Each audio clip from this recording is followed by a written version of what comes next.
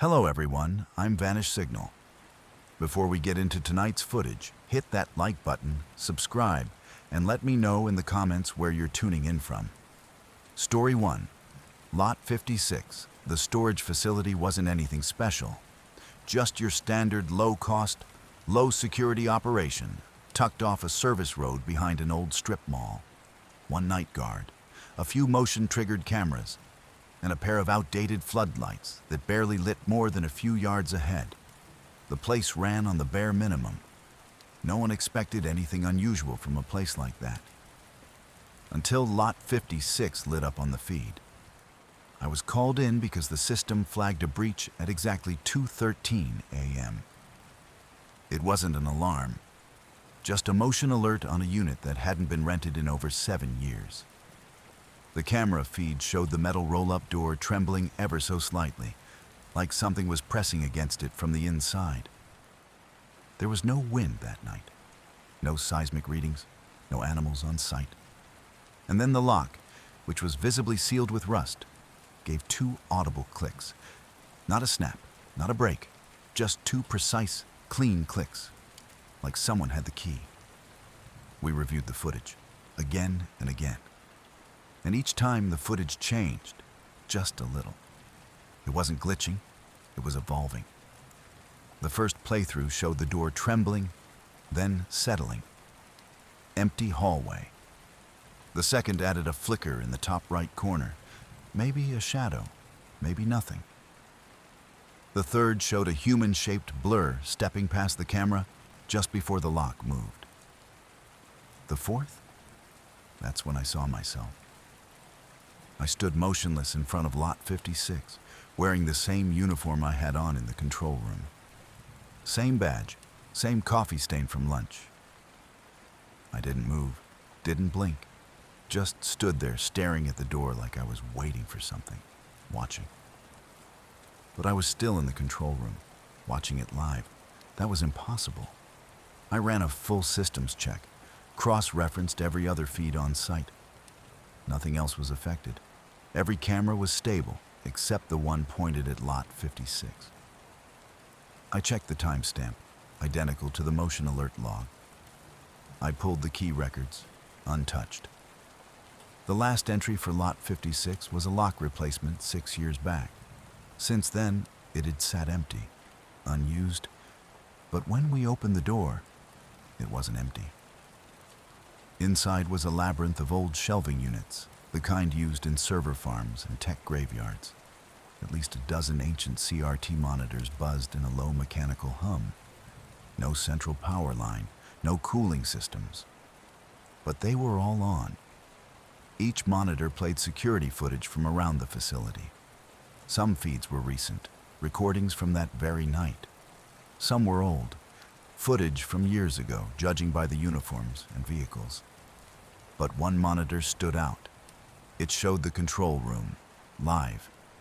And in that feed, I was no longer watching the monitors. I was looking directly into the camera. And I was smiling.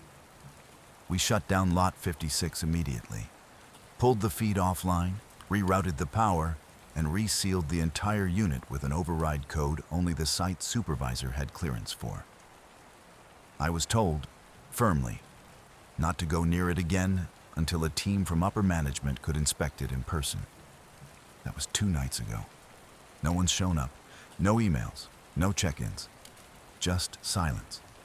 And officially, the feed has remained dark. Unofficially, that's not true.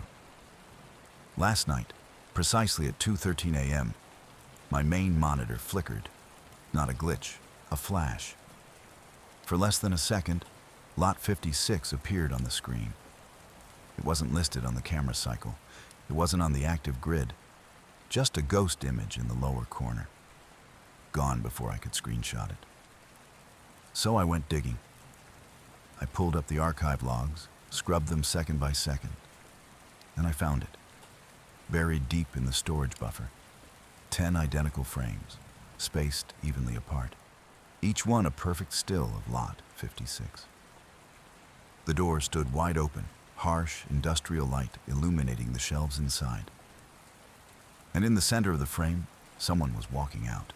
A figure. At first, it looked like nothing. Just a shape. Blurry, undefined. But as the frames progressed, it became clearer. The details sharpened. The building. The posture. The left arm carrying a flashlight tucked under the elbow. It was me. Not someone like me. Not someone dressed like me. Me. Only it wasn't right. The face, too smooth. The mouth, too wide, and the eyes. They weren't empty. They were curious. Studying. Like a newborn watching the world through borrowed skin. Like it was remembering how to move inside the body it had taken. I printed the frames. I needed proof. Something to ground myself. I brought the stills home, laid them out on my kitchen table. I thought if I could analyze them in the quiet, maybe I'd see something I missed. But when I walked into my apartment, the TV was already on. Static blue screen, no input. The faint hum of the audio jack filled the room. My security log showed no breach. Front door locked, windows sealed.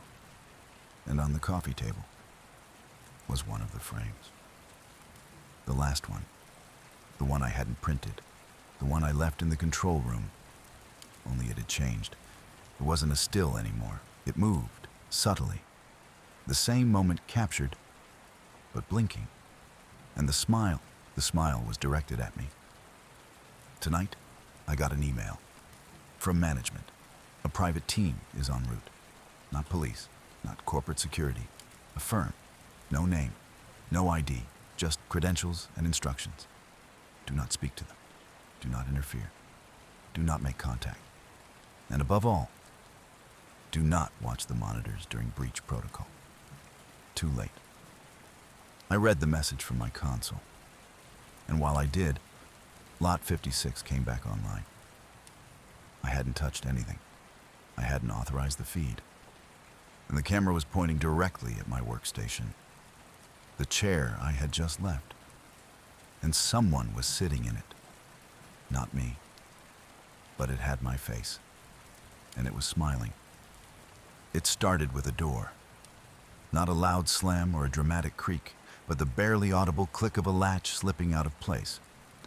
Maintenance records confirmed the northeast access hallway of Lot 56 had been officially sealed since the collapse of the adjacent load-bearing wall nearly a year ago. That entire section was marked off limits. No lighting, no maintenance, no access. And yet, at precisely 2:17 a.m., one of the side doors unlatched by itself. The overhead CCTV camera documented everything. No flickers, no sudden power surge, no figure approaching. The handle shifted, paused as if something on the other side was considering its timing. And then, slowly, cleanly, the door swung open. Not pushed, not pulled, just movement, smooth and unbroken. The kind of motion that seemed deliberate, like the door hadn't been forced, but finally allowed to open.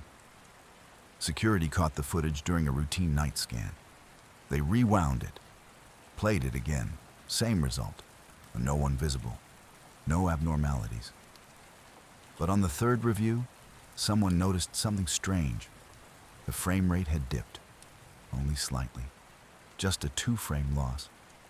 But it happened exactly when the door moved, and nowhere else. Frame drops don't occur in isolated pockets, not on a closed loop with no data pressure, and never on that particular system, which was optimized for high-fidelity monitoring. Something had caused it, something outside protocol. 15 minutes later, another anomaly occurred. On sublevel 3, a different camera, one mounted above the eastern corridor, began recording without a motion trigger. No environmental change, no decibel spike. It simply activated, as though instructed. The frame centered on a long stretch of narrow corridor, walls lined with storage lockers. Most were untouched, still wrapped in years of dust and neglect. Except one. Locker 47B. Its door sat just barely ajar, an inch, maybe less. That same locker had appeared in footage an hour prior. Closed, locked, time-stamped, no log of access, no alert. But now, there it was, open. And behind it, barely visible through the narrow gap, was something dark. Not an object, not a person, just a presence. The kind of darkness that wasn't caused by shadow, but by density. Like fabric hanging without movement. 2 hours passed. During that time, the corridor saw one visitor, Officer Ruiz. On patrol, Ruiz passed through the corridor at 3:47 a.m. Nothing on his report indicated anything odd. No locker mentioned, no door noted. But the camera footage told a different story. Ruiz slowed as he approached 47B. He turned his head. He looked directly at the locker, then kept walking. The camera caught everything. The moment he paused, the fraction of hesitation, the slight narrowing of his eyes as if focusing on something. Then he moved on. But as he did, the locker door creaked open a little farther, just a few centimeters, but enough to be noticeable. When questioned later, Ruiz denied any memory of stopping, said the hallway was empty, claimed he didn't look at the lockers, didn't even recall passing them. At 4:41 a.m., the sub-level 3 camera activated again. This time, locker 47B stood fully open. No visible contents, just darkness. Not black, not empty, just dark, like looking into a space that refused to reflect light. The system flagged the movement as unidentifiable. It had only done so twice before in 10 years. That classification was reserved for events where no source could be identified for motion triggers. By sunrise, the camera feed went dark. Not static, not corruption. The feed was still live, still receiving data, still registering heartbeat signals from the device. But the image was gone. Complete blackness. Silent. Yet when the tech team accessed the hard drive the next morning, they found a full 56 minutes of uninterrupted footage. No video, just black frames. But the audio remained, not corrupted, not malfunctioning. A steady breathing sound, from close, too close. Each inhale deep, each exhale measured, right next to the microphone, as if someone or something was standing directly in front of the camera, just watching and waiting. The footage from April 17th was different. At first glance, nothing stood out. Same angle, same overcast sky, same old lot where the asphalt was more weeds than pavement. But around 3:11 a.m., the screen flickered once and the audio kicked in. Normally, the lot's cameras didn't record audio, just grainy visuals. This time, the feed had sound. Not clear, but present. Like static warbled with breathing. Hendricks and I watched it twice before either of us spoke. The visuals weren't shocking, just the parking lot again, empty except for the same 6 abandoned cars. But it was the sound that got under the skin. Every few seconds, the static would dip, and there was this low whisper. Not words, just a pattern of breath that sounded almost rehearsed. At 3:13 a.m., exactly, the screen brightened. No lights had turned on, no sun was rising. The brightness came from the left edge of the frame, like something had walked just beyond the camera's view and cast a glow. The lot itself didn't change. The shadows didn't shift. But the camera saw something. Its exposure spiked. And that's when the car doors started unlocking. All 6 cars, doors clicked open at once. No alarms, no lights. Just the distinct sound of locks disengaging. The cars had been abandoned for years. Some didn't even have batteries. But we heard them, one after the other. Clunk, clunk, clunk. Then the breathing got louder. We isolated the audio, slowed it down, filtered out the static. There was something else underneath. Voices, layered, faint, but unmistakable. We remember. The words looped 3 times before fading back into that breath hiss rhythm. We pulled the power logs.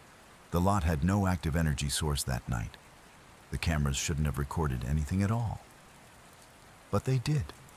And whatever passed by the lens, whatever didn't show its face, left behind more than interference. The final seconds of the footage showed the driver's side doors of all 6 cars slowly creaking open, though no one was there to pull them. One stayed open, the rest slammed shut in perfect sync, and the screen went black. The timestamp ended at 3:16 a.m., same as the others. That night, the motion sensors around Lot 56 began pinging our server. No wind, no movement we could verify on the feed. But every alert marked the same spot, row C, stall 3, right where the last car door stayed open. We sent a unit. They never made it to the lot. Cruiser found 2 blocks east, doors open, lights still on. Dashcam, blank. The camera time code read 3:12:41. The footage had no sound, but the motion alone was enough to make our stomachs drop. Frame by frame, the security feed showed Martin, the groundskeeper, emerging from the woods behind the eastern fence line, barefoot, shirtless, and covered in something dark. He moved like his joints were misaligned, his gait jerking and stuttered like stop motion. Every third step, he'd freeze for exactly 3 seconds, then start again. The strangest part? We'd found Martin's body an hour earlier. It was still lying on a slab in the coroner's van. The footage didn't match the timeline. It was from just minutes before we reviewed it. And yet there he was, still walking frame by frame into the edge of the lot. We checked every other camera. None of them had captured the footage. Only camera 7, the one that hadn't worked for 2 years. We even confirmed the cable was still severed. I stepped away to call it in. Reyes stayed at the monitor. When I turned back, she was whispering something under her breath. Her eyes weren't blinking. Her jaw clenched, like she was trying to stop her own mouth from moving. I snapped my fingers in front of her face, grabbed her shoulder. She finally blinked. "What did he say to you?" I asked. She shook her head. It wasn't him. It was the screen. We rewound the footage. It played normally. But when Reyes stepped out of the room, the footage changed again. This time, the figure in the video looked directly into the lens. It smiled, and then the image froze. Not paused, frozen, like the playback system locked in place. None of the keys worked. None of the feeds responded. We shut the system down, pulled the power cord, even yanked the hard drives. But the monitor stayed on, static, then text, recording complete. We left. That night, none of us stayed past sunset. Lot 56 was locked with chains and warning signs. We filed everything, video, statements, forensics. Then we got the message. Do not pursue. Internal memo. No signature, no return address. Just those 3 words stamped on every report. 2 days later, the lot was bulldozed. The cameras were torn down. The entire area was paved over and relabeled as maintenance storage. But a week later, Reyes got a package. No label, no postage. Just a mini DV tape in a padded envelope. She played it once, then she quit. She wouldn't tell me what was on it. All she said was this: it wasn't a recording. It was a rehearsal. End of story 1. Story 2. Lot C, exit gate. The first report came in from the night shift supervisor around 2:17 a.m. Lot C south side exit gate, normally dormant by that hour, had logged 3 consecutive vehicle exits in the system, all within 90 seconds. No license plate data, no camera feed, just the mechanical record of the barrier arm raising and dropping. The weird part? That gate was locked for maintenance, cabled shut, Camera removed, power rerouted. There shouldn't have been a signal, let alone 3 distinct exit logs. At first, the tech team wrote it off as a glitch, static feedback, phantom readouts. But by morning, a third shift janitor came forward with something worse. He'd seen the arm move, said he was smoking behind the east wing and caught it out of the corner of his eye. 3 cars, no headlights, just silhouettes. Campus security pulled the timestamp and tried to match it with the main CCTV grid. Nothing. Every camera within 200 meters was functioning, except the one facing that gate. That one flickered at exactly 2:17:03 and stayed black for the full 90 seconds. When the feed returned, the gate was closed, the lot empty, the street beyond totally still. I was brought in after they ran a back-end query on the system logs. There was a 4th entry, hidden deeper in the raw data. A 4th exit, no timestamp, just a name field marked ECHO. That field doesn't exist in our software. We don't log names, just plates and ID tags. Whatever it wasn't supposed to be there.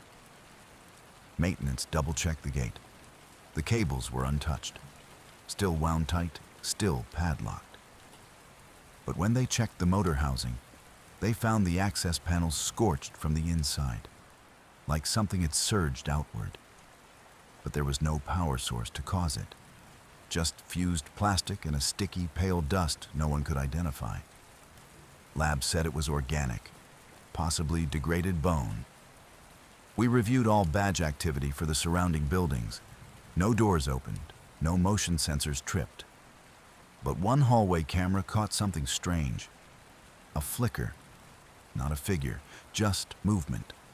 Too fast for the eye to follow, but when slowed down frame by frame, it looked like the light bent, like something had moved through the frame and dragged the photons with it. The timestamp?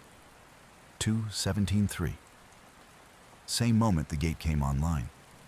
We thought about sealing the lot, blocking access entirely. But by then, it was too late. The next night, the barrier moved again. This time, with no system log, no power, no signal, just the sound of it lifting, and something pulling away into the dark. The security office reviewed the footage 3 times before anyone said a word. At 2:41 a.m., Lot C's exit gate began opening and closing on its own in a steady, unnatural rhythm. 4 seconds open, 4 seconds shut, without a single registered vehicle on approach. There was no indication of movement on the infrared sensor, no engine noise, no tires rolling across the pressure plate, no heat signatures, nothing. But the gate reacted like it was reading credentials that weren't being shown, like it was responding to something or someone invisible. Frank, the overnight operator, insisted he hadn't touched a thing. His logbook was clean, not a single manual override, no flagged activity. He replayed the sequence over and over on his monitor, looking for a glitch, some camera latency, anything. But the timestamp didn't lie. The pattern kept going, open, shut, for 13 minutes and 19 seconds straight. When maintenance arrived the following morning to inspect the gate's motor and control wiring, everything checked out. Voltage was normal, actuator clean, relays untouched, no scheduled firmware pushes from corporate. But the moment the lead technician opened the diagnostics panel, something went wrong. Every display in the box froze, all controls locked, every status light blinked red, except the live camera feed. That screen stayed active. And then the feed began to move. It zoomed in, slowly, deliberately, focused not on the gate, but on the mirror panel mounted beside the exit lane. A static camera shouldn't be able to zoom. It had no pan-tilt-zoom functionality, no remote operation. But it zoomed anyway. Closer, closer still, in the reflection, something stood just outside the edge of the camera's field of view. A figure, Upright, motionless, it wore a uniform, hat, jacket, badge, lanyard. Every detail matched the Lot C security dress code. It was perfect, except for the face. There wasn't one.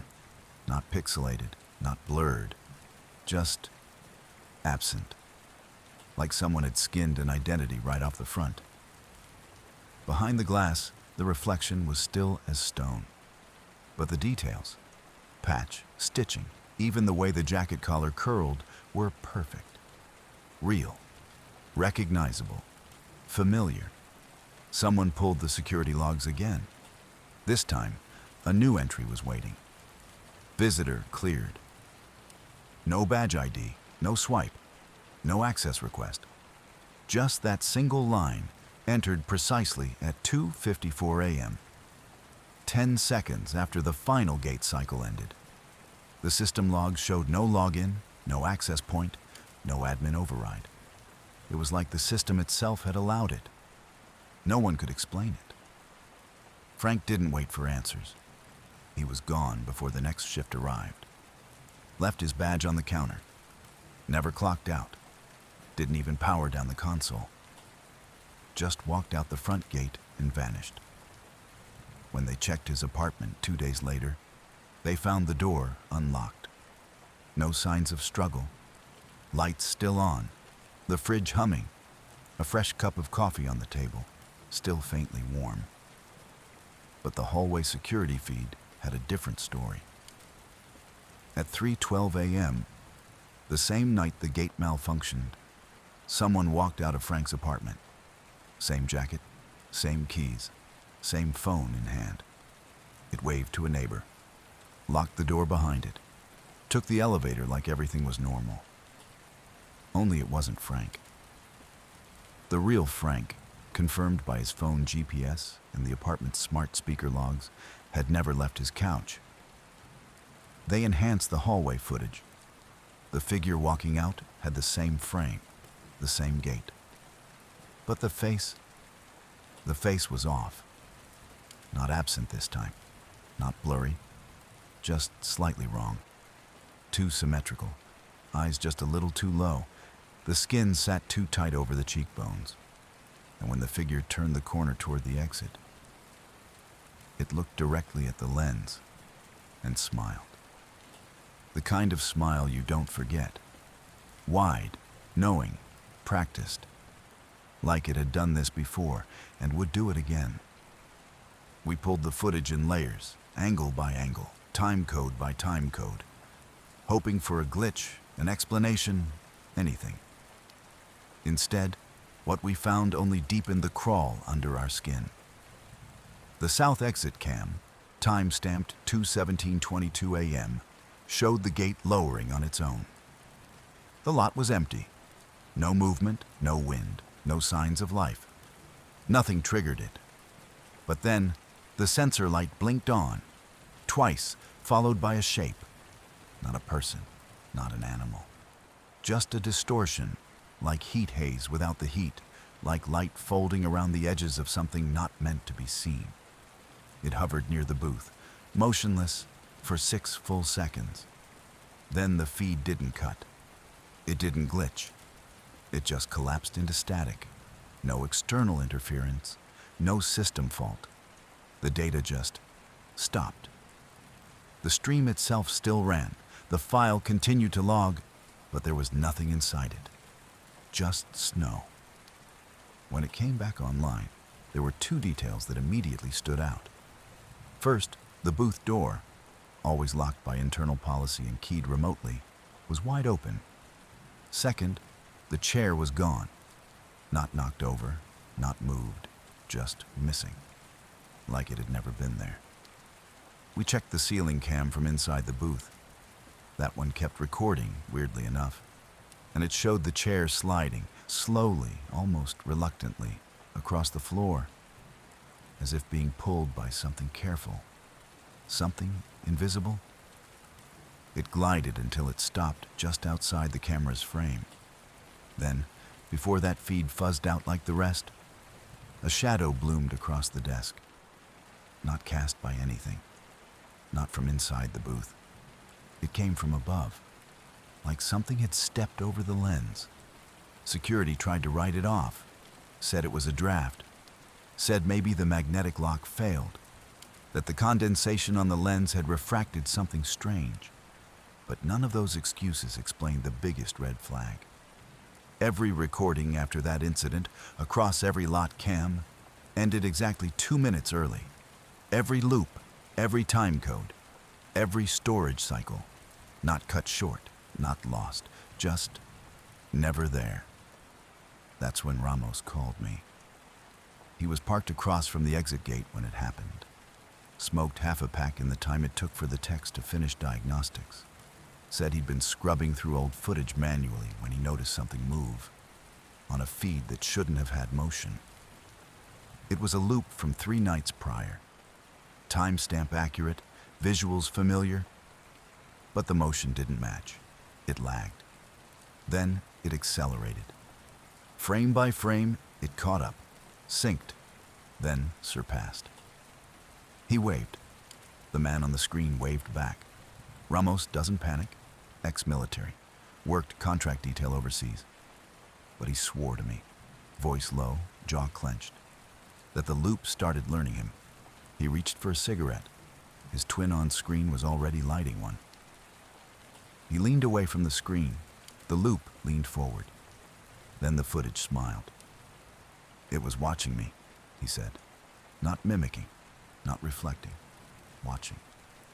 Real time, I told him to shut the system down, not to pause, to kill it. He didn't wait. Yanked the main line from the tower, disconnected the drives, pulled everything into isolated storage. No upload, no network, no remote access.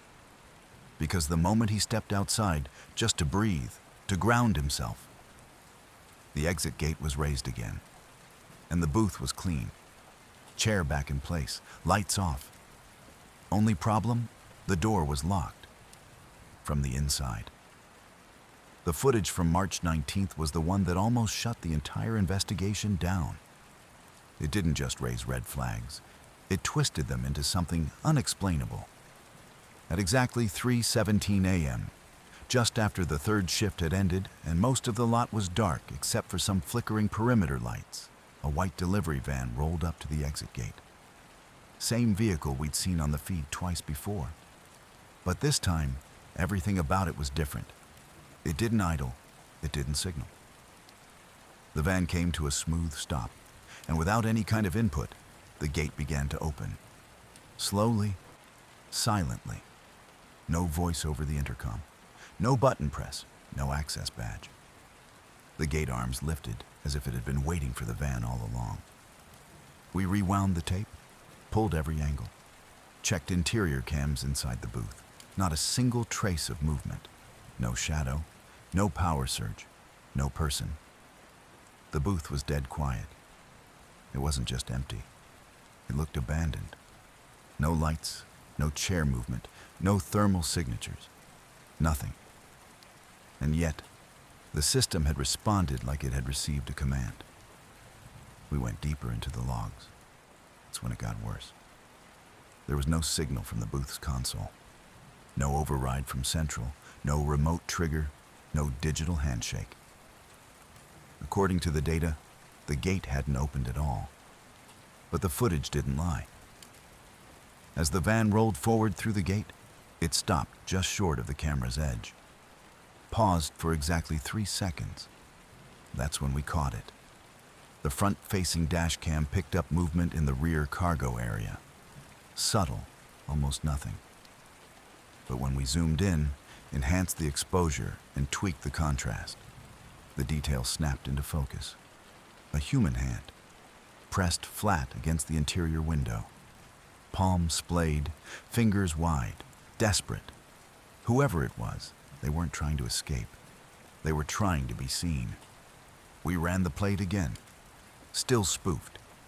The company logo on the side of the van traced back to a defunct delivery outfit that had dissolved 6 years ago. No known assets. The vehicle ID numbers were mismatched, copied from a fleet out of Illinois that hadn't operated since 2019. Even the DOT number came back invalid, assigned to an inactive, independent contractor based 3 states over, who said he hadn't touched a delivery since COVID hit. Security finally agreed it was time to escalate. That's when we got the call. Harlan, the original night shift guard who reported the first appearance of the van 2 weeks earlier, the same guy who logged the initial footage, flagged the anomalies, and sent up the alert. No one had seen him since March 12th. Admin assumed he'd walked off the job. He hadn't. We pulled the booth camera from that night. At 8:56 p.m., Harlan entered. He set down his thermos, hung his jacket, and logged in. Everything normal. At 9:43, his chair shifted half an inch. No wind, no movement, just a soft roll, like someone had bumped it from behind. At 10:12, Harlan turned toward the side window. No alarm, just slow, deliberate head movement, like he'd heard a sound he didn't recognize. He stared into the dark for a few seconds. Then something even stranger happened. He froze. From 10:12 to 10:19, Harlan didn't move. Not a breath, not a blink. Even the steam from his thermos stopped rising. The temperature feed from the booth flatlined. For 7 minutes, the footage looked like a paused screen. And at 10:19 and 6, the lights in the booth surged. Just a flicker, and Harlan was gone. Not walked out, not ducked or hidden. One frame, present. Next frame, nothing. His headset was still active. His login still showing. The thermos had fresh heat condensation. No door opened, no shadow passed, no camera disruption, just absence. And exactly 8 seconds later, the white van pulled into Lot C. That's the night the system logs started misreporting timestamps. That's the night the gate began responding to phantom signals. That's the night we stopped trusting what the monitors showed us. Because something was overriding everything, and it wasn't us. The morning shift operator arrived at 5:57 a.m., 3 minutes early, as usual. She parked in the same spot she always did, let the engine run for exactly 1 minute before cutting it, and walked to the security kiosk with her thermos tucked beneath one arm. Routine, predictable, safe. Except the night shift operator wasn't waiting for her. The chair inside the booth was empty. The monitors were dark. The logs were unsigned. His thermos was still on the desk, full, untouched. That was the first red flag. The second came when she replayed the overnight footage. At exactly 2:13 a.m., every camera on the lot blinked out for 6 seconds. When they came back online, something was different. The exit gate, which had remained closed and locked per policy, was shown wide open. No alarms triggered, no motion lights activated. Just that one gate, hanging open like it had been waiting for someone to step through. The footage showed nothing entering, nothing exiting. But the booth light flickered once, and the night operator was no longer visible. The footage kept playing. For 28 minutes, the booth sat empty. Then, just past 2:41 a.m., the monitor feed began to switch angles on its own. One by one, it cycled through the cameras facing the back fence, the generator unit, the service alley behind the shipping docks, none of them particularly notable. Until it stopped on camera 07. Camera 07 wasn't assigned to a public view.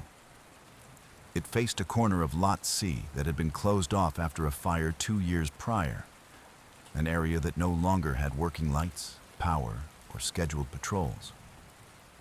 The camera had been left up out of laziness. No one checked it. But the morning operator watched in silence as the feed from camera 07 displayed something impossible. There was a figure standing directly in front of the lens, not moving, just standing. Too close for the camera to fully focus. No face visible, just the outline of a person in a uniform. Her uniform, with the same ID tag, same patch, the same rip in the sleeve she'd gotten last month. She paused the footage, rewound, played again. The figure was still there. Rewound further and further. The image didn't change. It wasn't part of the recording. It was live. She reached for the intercom to call dispatch, but stopped when the radio came to life on its own. Static. Then a voice. Her voice. No need to report this one. She froze. I've already clocked in. The monitor flickered. Every camera feed showed the same thing now. The booth, the desk, the chair, the coffee thermos, and her. Sitting in the chair, drinking from the thermos, smiling at the screen. She backed away from the console. The door behind her clicked softly. Locked. She turned. There was no one there. But the reflection in the booth's glass showed two silhouettes. Only one of them moved. The radio crackled again. Breaks over. The screen went dark. End of story 2, story 3. Third floor west. The footage starts with an empty hallway. Timestamp, 2:13 a.m. Camera 3W, maintenance wing, west hallway. The corridor's lights flicker intermittently. That same electrical glitch that's been flagged over a dozen times this month, but never fixed. It's the kind of issue that becomes background noise. Annoying, but ignored. At first glance, nothing seems unusual. Same chipped tile, same peeling paint, same dented yellow mop bucket parked by the stairwell. The silence hums, only broken by the faint whine of the old HVAC system. Then, slowly, frame by frame, something changes. Not suddenly, subtly. It starts with a shadow, not cast, formed, like an imprint bleeding through reality. A shape appears where there wasn't one before, emerging from the grainy darkness at the edge of the frame. No movement, no clear entry. Just a presence, as if the camera decided to stop pretending it didn't see something. Reyes was the first to catch it during a routine systems audit. Standard end-of-week log scrub. She thought it was compression noise or a render artifact. But when she rewound the footage, the anomaly didn't vanish. If anything, it became more defined. A dark figure stood at the far end of the hallway, just beneath the buzzing red glow of the emergency exit sign. Partially hidden where two walls met, its body so narrow and angular, it looked like part of the building. She scanned earlier in the feed, 1:58 a.m. The hallway was empty. 1:59, still nothing. 2 to 2 a.m., brief flicker. Then the figure appeared. It didn't walk into frame. It emerged. Reyes scrubbed through the next few minutes. The corridor remained static. No people. No sounds besides the ambient electrical hum. Then, at exactly 2:03 a.m., the mop bucket slid an inch across the floor. Reyes froze. No footsteps, no shadow near it, nothing that could explain the movement. She clipped the segment and flagged it with a note. Unexplained visual anomaly. Possible environmental interference? Please review. 3 hours later, she got a single-line reply. Do not share this clip. Meeting scheduled at 0900. Reyes arrived at the third-floor briefing room 10 minutes early. The lights were off. Inside sat 3 people. Chief Tech Medina, Operations Lead Briggs, and a man she didn't recognize, early 50s, suit with a security badge, but no name. No one introduced him. The clip was already playing when she walked in, looping, except now the figure was closer. Frame by frame, in each new cycle, the figure stood slightly nearer to the camera, inches at a time. Still no movement, no animation, just a change in position with each loop, defying the fixed nature of a closed file. Reyes paused the playback, scrubbed back, checked timestamps, compared the original footage to the current file, identical. It wasn't the footage that changed, It was the figure inside it. Medina leaned forward, voice low. "We've seen this once before. Different site, different wing. Same exact behavior." Briggs didn't take his eyes off the screen. Last time the feed went black on the 5th day. Reyes swallowed hard. Then what happened? No one spoke. On the monitor, the hallway looped again. The figure had shifted again. It was now clearly in front of the mop bucket. Closer to the lens, still unmoving, still silent. The timestamp hadn't changed. Whatever it wasn't done yet. The overnight guard hadn't returned calls since 2:17 a.m. His shift was set to end at 4 a.m., but the morning staff found his clipboard still hanging at the front desk, untouched. No sign-out signature, no closing remarks, nothing.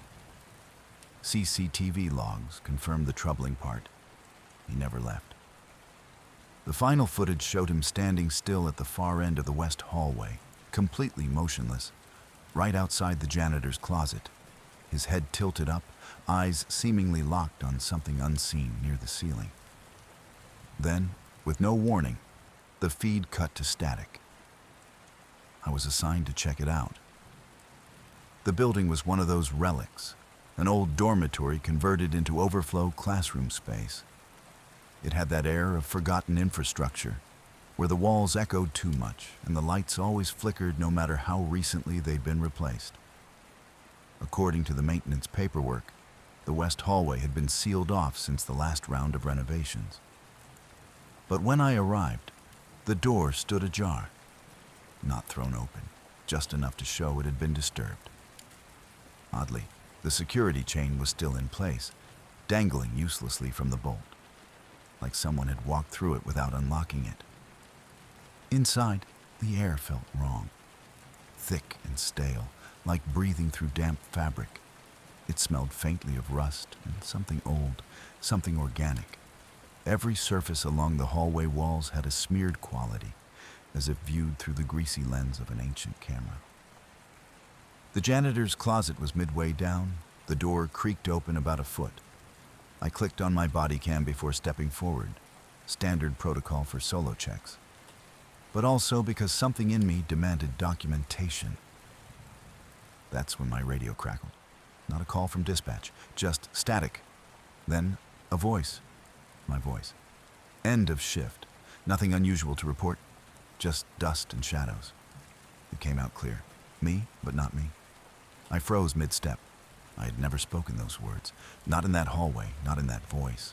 The cadence was wrong. Slower, calmer. Office, the voice repeated, louder this time. It wasn't feedback. It wasn't a glitch.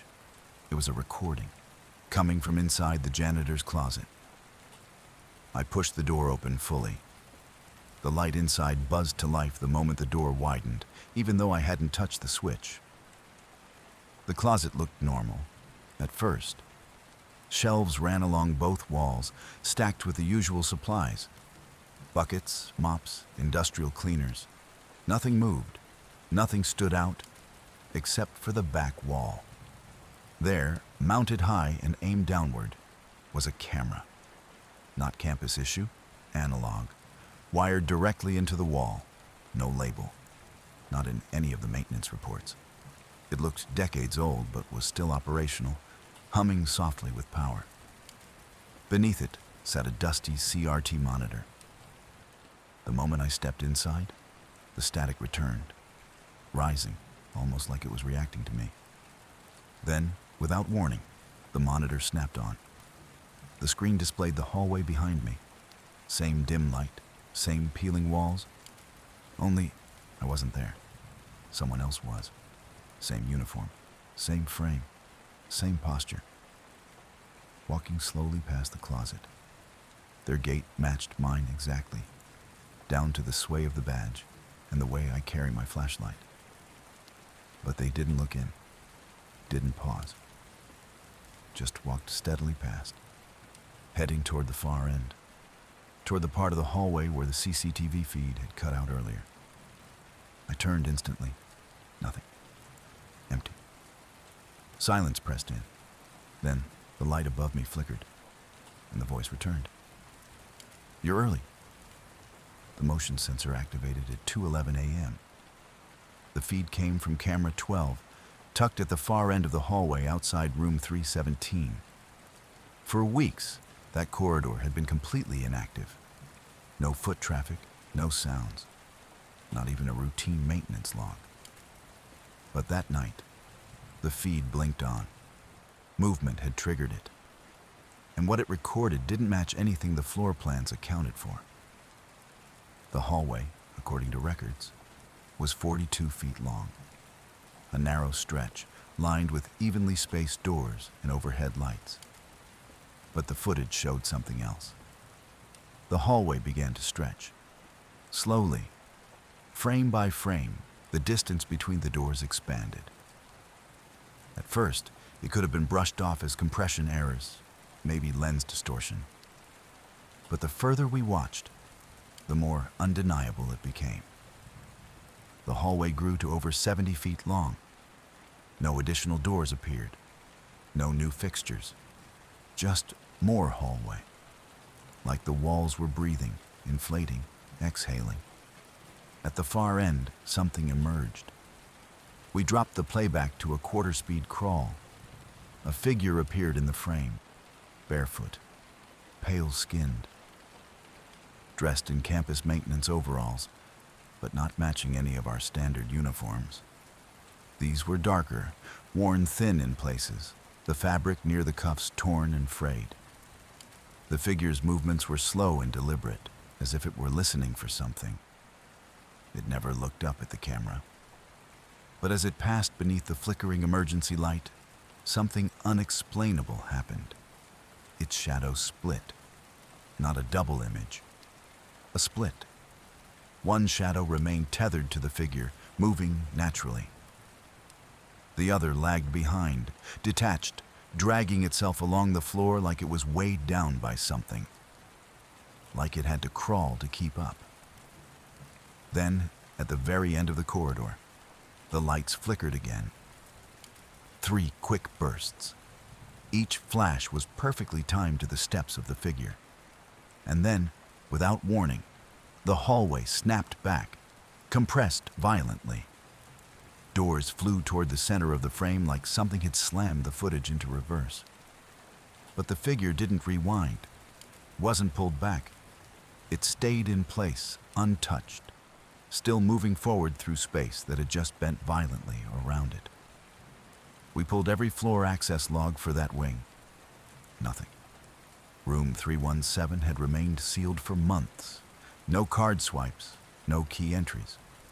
Yet, in the footage, the door stood open, just slightly, not wide. Just that kind of opening you don't notice until you're already too close. We checked it the next morning, 3 of us, in daylight. The door was locked, dead-bolted, no sign of tampering. We opened it together. The room was stripped bare. No bed, no desk, no power outlets. Just 4 concrete walls and a single wall-mounted monitor. It wasn't plugged into anything. No visible cables. The screen was cracked, splintered in one corner, but it was still on. It looped a single still image. The hallway. Same camera angle. No timestamp, no figure. Just the hallway. And in the center of the monitor's screen, a faint reflection of someone watching from behind. Security logs confirmed it. No one had accessed the 3rd floor since 2019. And yet, the feed from camera 3W kept refreshing in real time.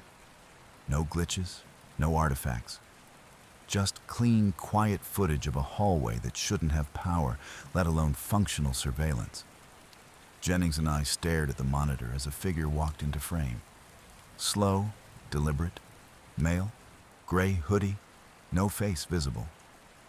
He moved past the first door, paused briefly at the second, then turned his head, directly toward the camera.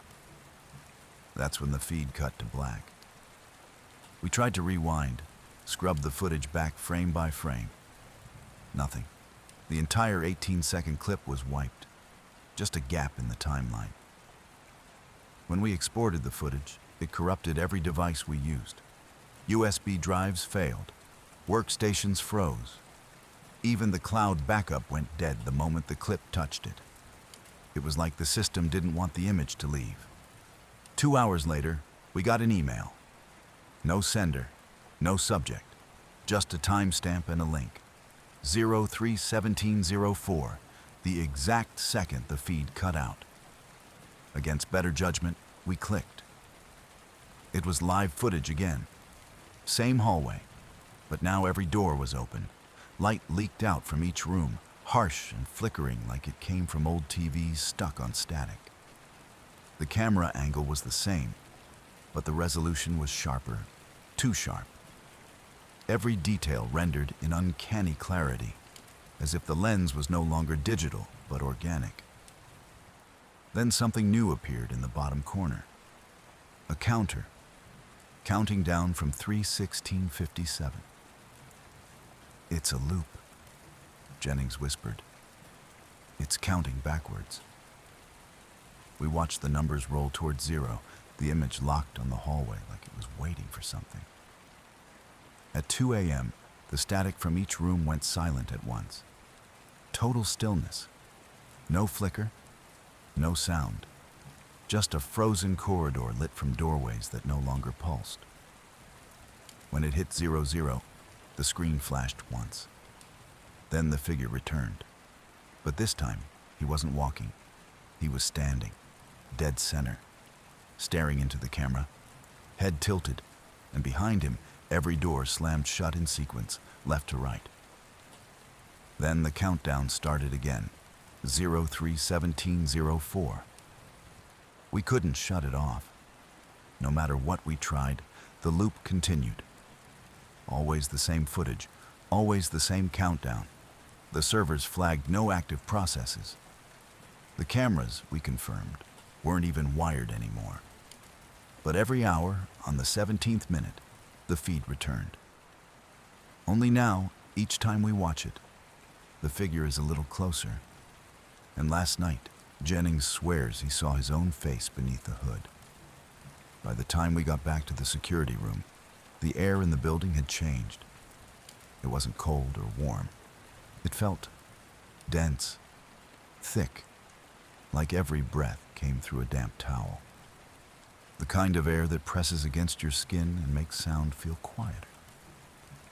Danvers was pacing hard, fingers crumpling a thick roll of printouts from the backup server, his voice low and frantic. "None of this makes sense," he kept saying. "None of it. Look at this. We logged a break-in, but there's no exit. No exit at all." He was right. The footage showed it clearly. A figure entered through the maintenance stairwell at 2:13 a.m. The same time all the strange activity began.